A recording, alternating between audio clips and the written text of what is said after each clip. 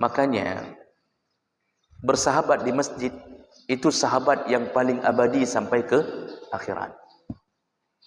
Belum ada dalil dan hadis atau ayat yang saya temukan bersahabat sama-sama di kedai kopi menjadi penyebab ditolongnya sahabat itu. Jadi enggak ada yang mengatakan, mana teman kami ya Allah yang dulu kami sama-sama meminum kopi sangar di ujung sini ya Allah, di tempat itu.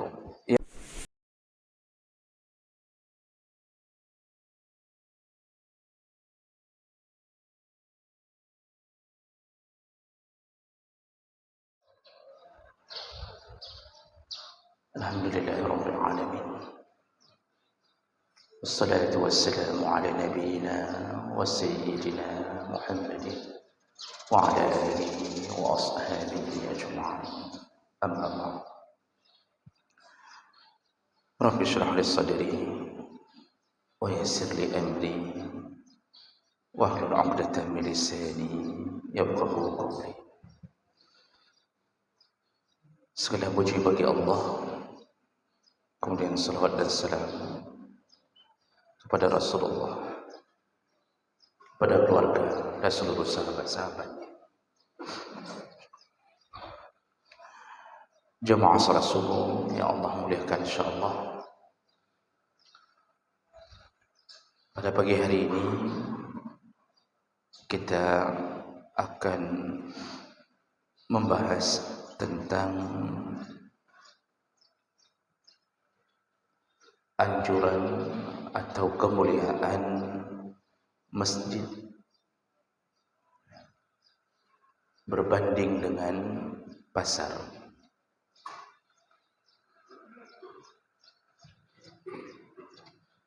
Dalam beberapa hadis Nabi sallallahu alaihi wasallam dari Abi Hurairah radhiyallahu anhu, anin Nabi sallallahu alaihi wasallam qala, Rasulullah berkata, ahabbul bilad ila Allah ta'ala masajiduha.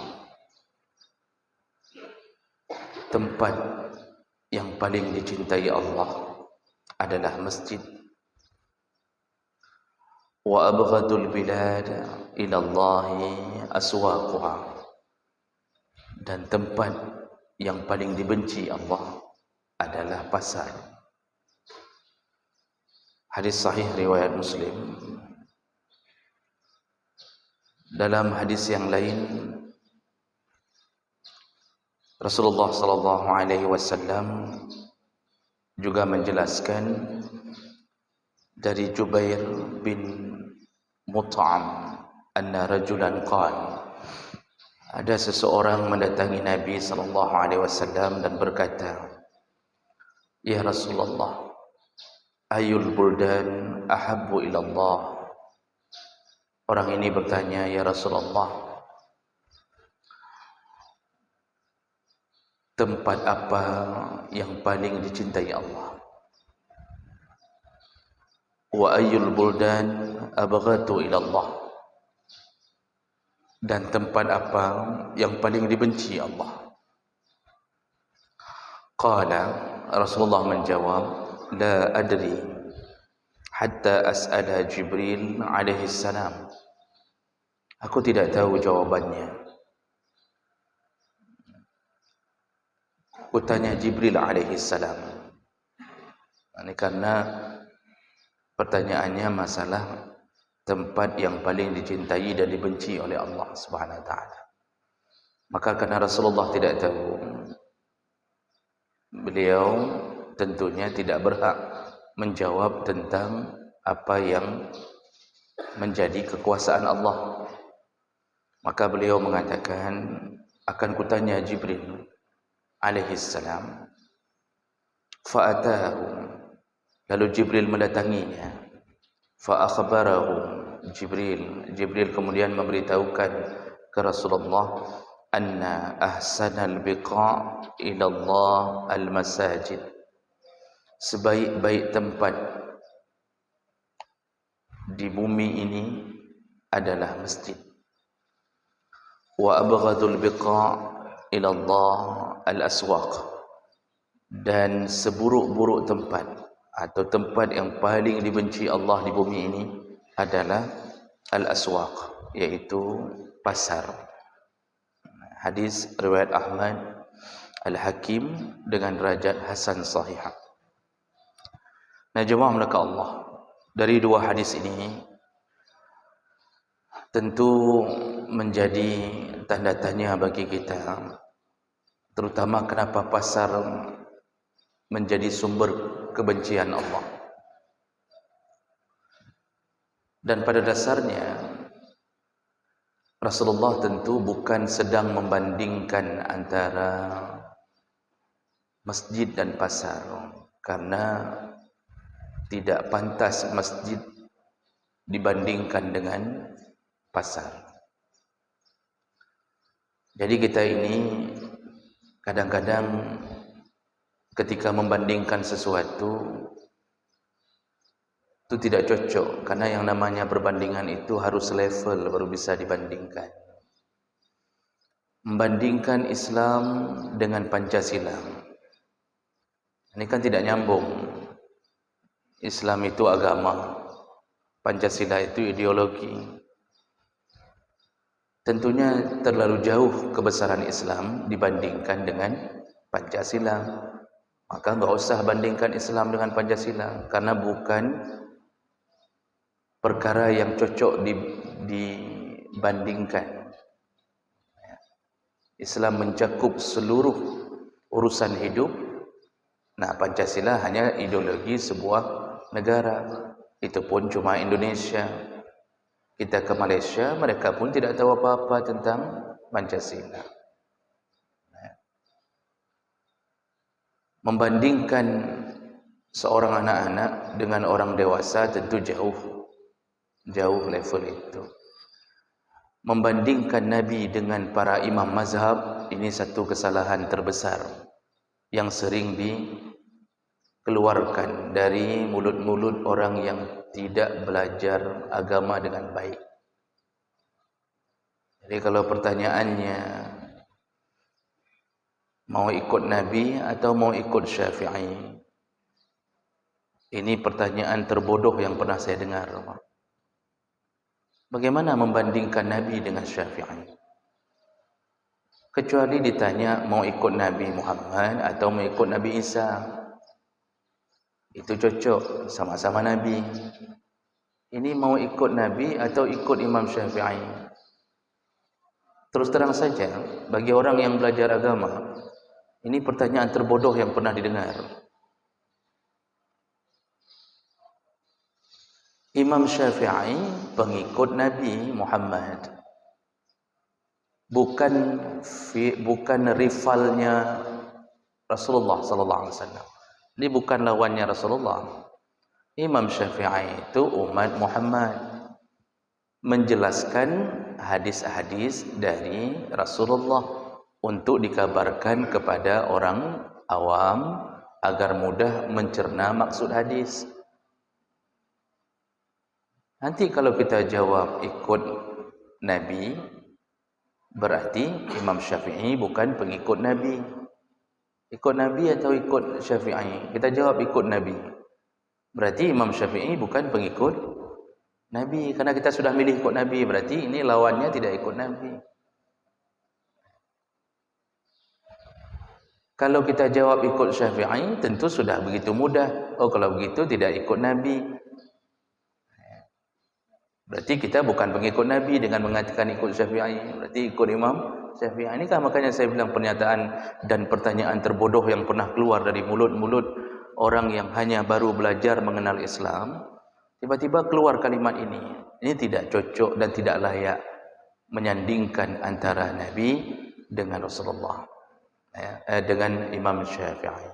Ini sering terdengar kalimat ini. Makanya jangan terjebak dengan kebodohan ini, Bapak Ibu yang Allah muliakan.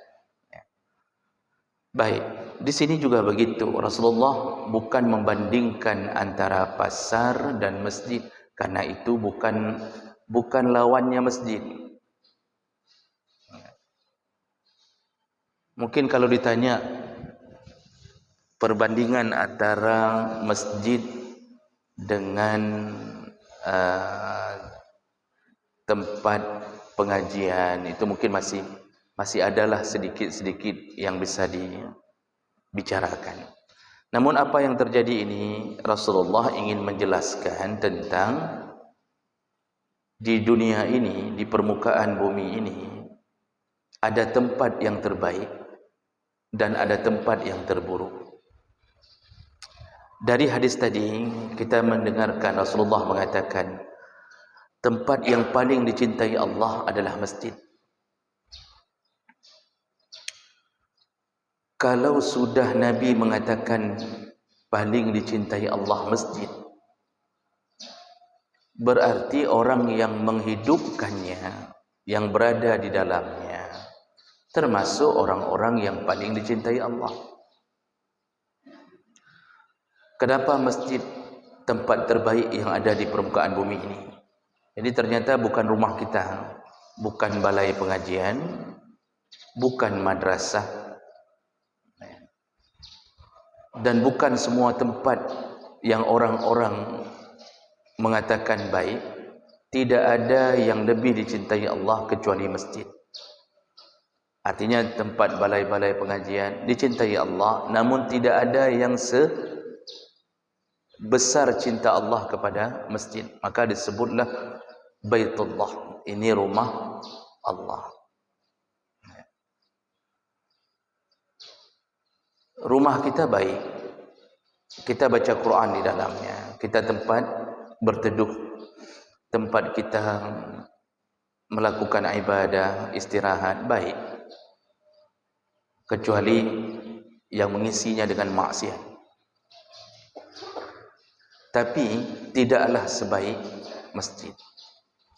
Maka mengagungkan masjid itu harus lebih utama dibandingkan mengagungkan tempat-tempat yang lain.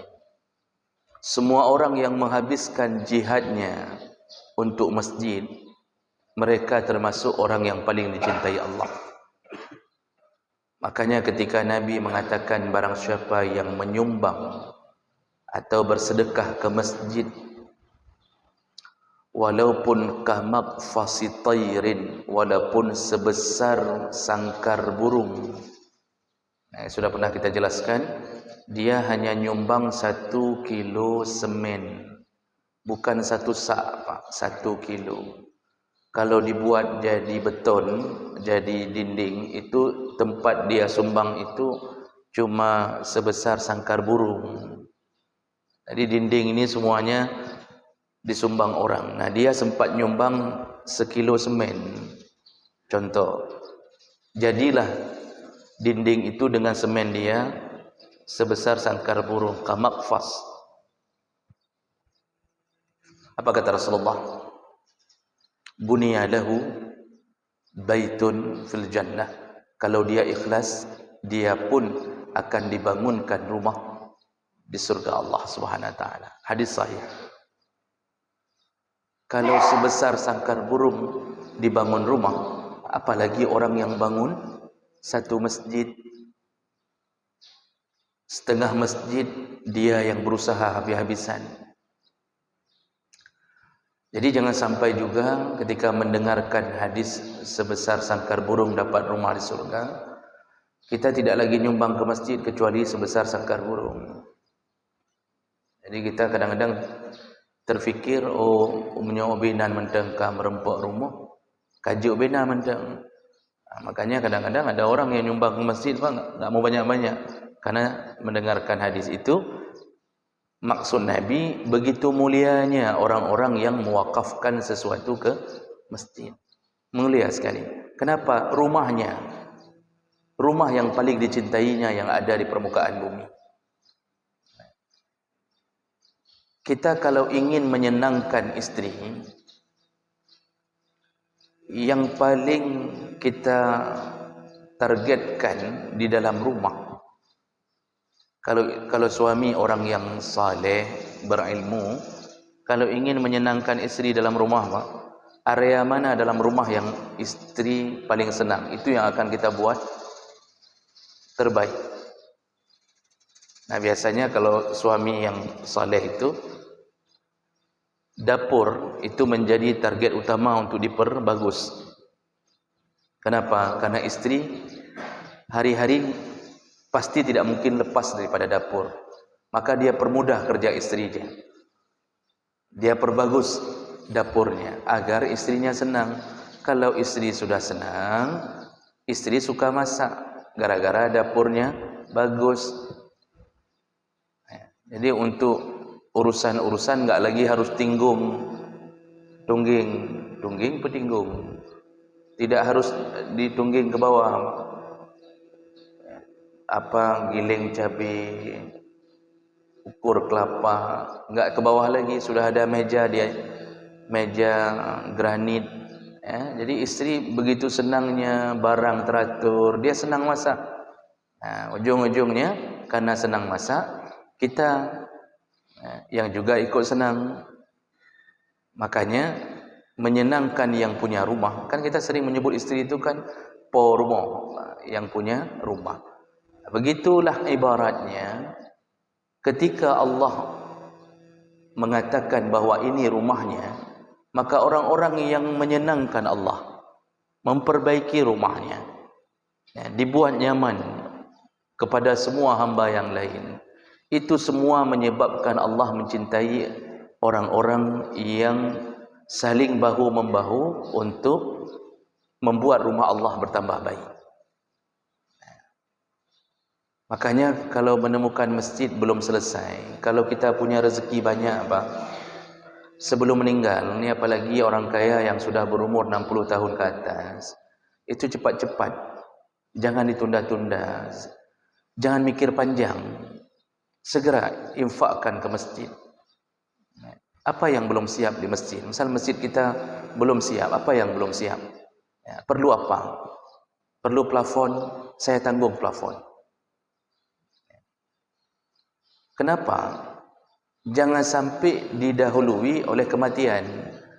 Karena kalau didahului oleh kematian, kita ini tidak lagi bisa mendapatkan hasil kecuali apa yang pernah kita tinggalkan. Oleh karena itu, Allah Subhanahu wa taala disebutkan oleh Nabi bahwa masjid adalah sebaik-baik tempat di permukaan bumi. Karena dicintai oleh Allah. Waktu Nabi hijrah ke Madinah, yang pertama sekali dibangun adalah masjid. Masjid ini tempat orang bersatu. Masjid ini tempat orang mengikat hati.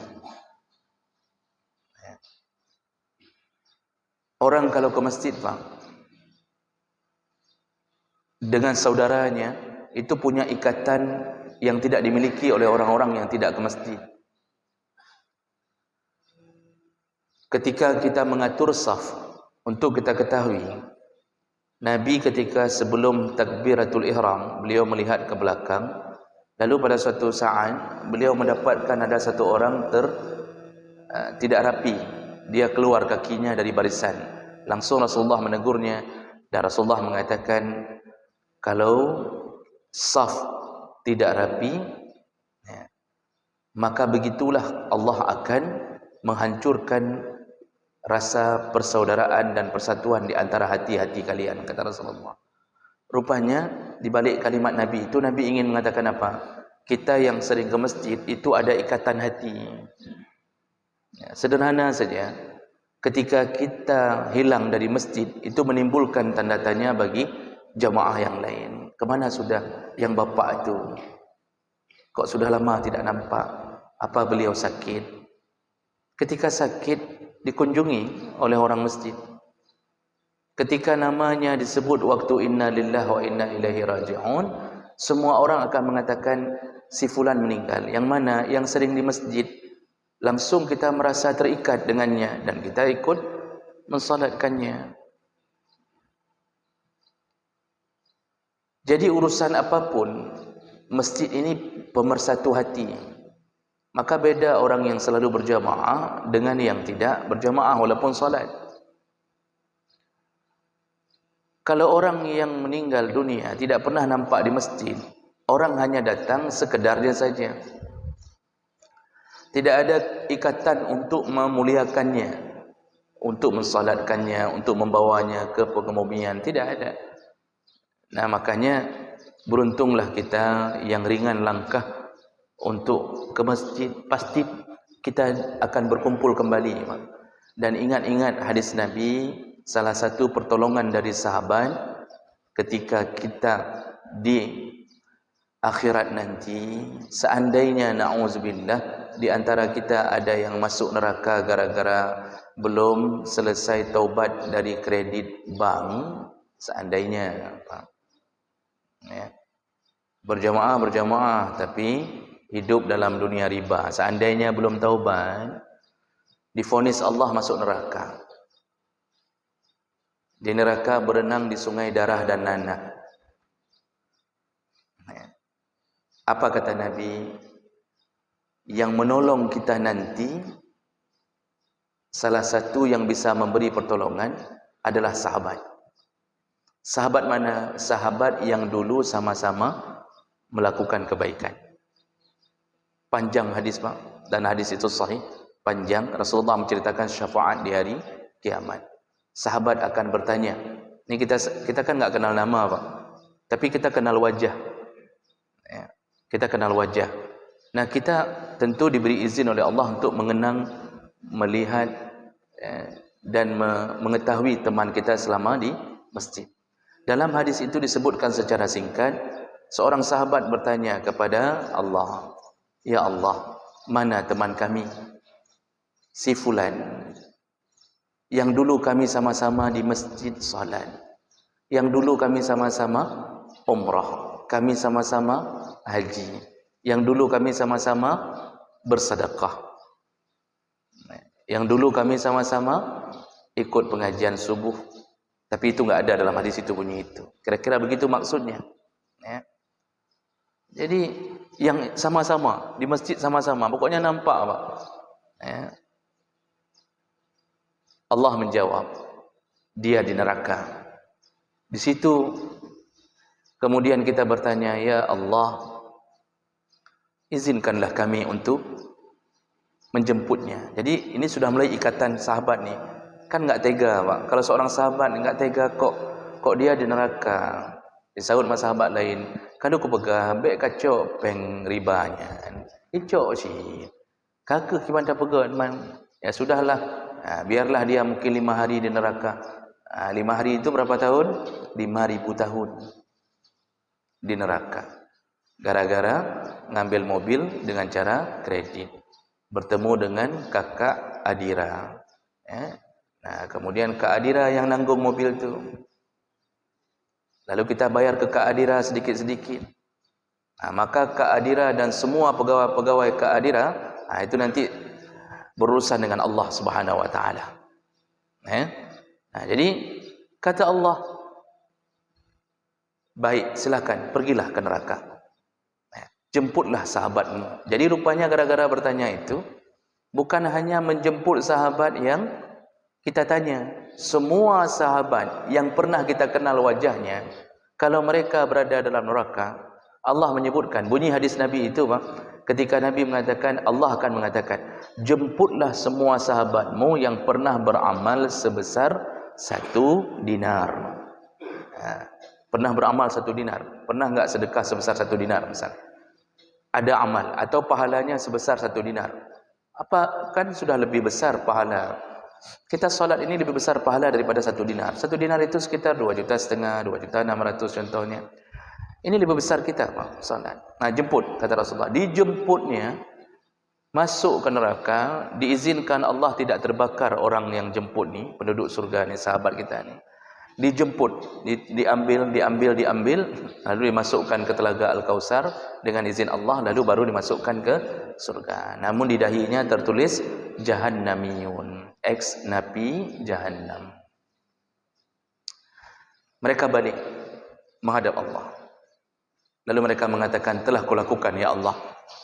Lalu Allah berkata lagi, "Sekarang balik lagi ke neraka. Jemput lagi sahabat-sahabatmu yang pernah beramal 1 dirham. 1 dirham 1/4 dinar. Pernah ada amal sebesar 500.000, 600.000. Oh, rupanya pernah kasih sedekah ke masjid 10 sak semen. Pernah disuruh jemput sama Allah. Dia masuk neraka gara-gara maksiat. Jemput. Dijemput lagi, lalu dilapor lagi ke Allah, sudah selesai ya Allah. Kata Allah, kembali lagi ke neraka. Jemputlah semua sahabatmu yang dulu engkau kenal pernah berbuat baik bersamamu, yang beramal sebesar 1 biji zarrah. Yang beramal 1 biji zarrah. Sebesar biji sawi. Pernah senyum Pak? Membahagiakan orang yang sedang ditimpa kesulitan. Pernah senyum ketika kita mendatangi orang yang meninggal, takziah, lalu kita katakan sabar. Itu amal, memasukkan kebahagiaan. Disuruh jemput lagi, diambil semua sahabat. Makanya bersahabat di masjid itu sahabat yang paling abadi sampai ke akhirat. Belum ada dalil dan hadis atau ayat yang saya temukan bersahabat sama-sama di kedai kopi menjadi penyebab ditolongnya sahabat itu. Jadi enggak ada yang mengatakan, mana teman kami ya Allah yang dulu kami sama-sama meminum kopi sangar di ujung sini ya Allah, di tempat itu. Ya Allah, mana teman kami? Kenapa? Karena tidak ada kemuliaan orang-orang yang bukan melakukannya karena kebaikan, hanya pekerjaan mubah. Tidak haram minum di kedai kopi, tapi mubah saja itu pekerjaan mubah.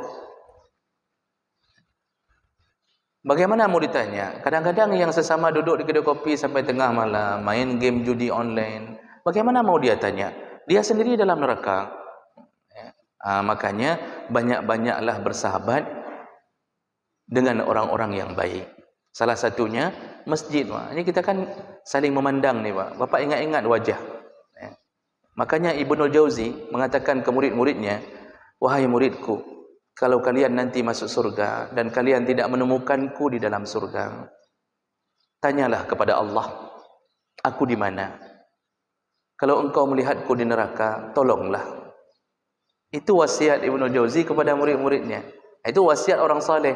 Rasa takutnya masuk ke neraka. Apa ni bapaknya? Sebelum keluar dari masjid, siapa yang bapak kenal, bapak bilang, hai menyohana nenging lung dalam surga ni tanya, mungkin lung dalam neraka. Begitulah bersahabat di dalam masjid. Makanya paling besar cinta Allah kepada masjid. Oleh karena itu bapak, jangan segan bantu masjid. Apa yang kita dapatkan, wakaf saja ke masjid. Itu wakaf, itu abadi, penolong kita di hari kiamat. Nah, kemudian Nabi sambung, seburuk-buruk tempat adalah pasar. Ini kan ada sebuah keanehan ketika disebutkan seburuk-buruk pasar adalah tempat. Buruk pasarlah tempat. Ya kapoh na manapah li. Seburuk-buruk tempat adalah pasar. Kenapa pasar bisa jadi seburuk-buruk tempat? Sedangkan kita semua membutuhkan pasar. Bahkan dalam Al-Quran itu disebutkan bahawa para nabi al-mursalin sebelum Nabi Muhammad pun yamshuna fil aswaq. Mereka itu selain ibadah, mereka juga berniaga. Yamshuna fil aswaq, berjalan-jalan di pasar. Rasulullah ketika sudah mendirikan masjid pertama sekali di Quba, lalu kemudian masuk ke Madinah. Di Madinah pun beliau mendirikan masjid. Setelah itu apa yang didirikan? Pasar. Itu roda perekonomian. Jadi kenapa tiba-tiba ada kalimat bahawa seburuk-buruk tempat yang paling dibenci Allah adalah pasar? Ini dijelaskan oleh Imam Nawawi ketika mensyarah hadis ini. Dalam syarah Sahih Muslim, itu disebutkan yang dimaksud oleh Nabi seburuk-buruk tempat pasar, bukan pasarnya yang menjadi masalah. Artinya bukan nama pasar yang jadi masalah. Karena pasar dibutuhkan. Semua kita butuh pasar. Karena kalau nggak ada pasar, itu roda perekonomian itu tidak bisa jalan. Dulu orang semuanya berdagang. Rata-rata berdagang. Ujung-ujungnya adalah pasar. Rasulullah dulu waktu hidup bersama Khadijah, beliau juga menuju ke pasar. mengenal Khadijah, lalu menuju ke pasar. Jadi enggak lepas daripada pasar. Nah, Imam Nawawi mensyarah, pasar itu menjadi tempat yang terburuk karena perbandingannya terbalik dengan masjid. Apa di antaranya? Kata Imam Nawawi, pasar itu tempat berkumpulnya maksiat. Banyak maksiat di situ. Apa maksiatnya? Di dalamnya ada tipu menipu. Dan itu besar sekali kemungkinan terjadi. Jadi orang menipu di dalam pasar. Kadang-kadang tidak kentara. Pedagang bisa menipu pembeli, pembeli pun bisa menipu pedagang. Tipuan-tipuan itu dalam dunia bisnis itu banyak sekali. Banyak sekali. Mulai dari menipu modal sampai tata cara menipu barang yang ditimbang, itu terjadi di pasar. Kadang-kadang, mohon maaf Pak, ini orang jualan dibeli tomat sekilo, itu timbangan tidak diarahkan ke pembeli. Jadi timbangan diarahkan ke dia. Dia taruh terus, kurang-kurang sekilo langsung dia bungkus. Padahal tadi dibeli sekilo, uang yang diberikan itu harga sekilo. Dia lebih memilih agar pembeli rugi. Padahal kalau dia tambah satu lagi tomat kecil, lebih sedikit dia tidak rugi. Makanya langsung bungkus dalam plastik cepat-cepat asal taruh saja begitu. Itu belum lagi mungkin ada pemberat yang kita tidak tahu. Beli gula di pasar 1 kilo, begitu ditimbang di rumah 9 on. Jadi kurang 1 on. Di situ syaitan berbahagia. Dan banyak sekali sampai Umar bin Khattab mengatakan di masa beliau, Umar bin Khattab mengatakan, jangan jualan di pasar ini kecuali engkau telah lebih dahulu belajar masalah riba. Itu kalimat Umar. Jangan jualan di pasar kecuali engkau belajar dulu masalah riba. Disuruh belajar dulu. Karena dunia riba itu dalam jual beli juga terjadi. Tukar menukar barang yang sejenis tapi tidak sesuai kadar, itu riba. Orang miskin mendapatkan beras jatuh, raskin, dibawa ke pasar, ditukar dengan beras, anggap saja beras Ramos lah. Jadi si miskin ini membawa beras 30 kilo, 2 sak misalnya, ditukar dengan beras yang bagus. Syarat tidak jatuh ke riba, harus seimbang kadarnya. Jadi kalau tukar yang ini 30 kilo ditukar dengan beras yang bagus juga 30 kilo, itu baru nggak jatuh ke riba. Sekarang masalahnya kan nggak mau. Mana mau pemilik kedai beras bagus ditukar dengan beras yang tidak bagus sama takarannya. Kalau tidak mau, jangan tukar. Karena kalau ditukar jatuh ke riba. Menukar barang sejenis tidak sama takaran, tidak masalan bimasalin, itu jatuh ke riba.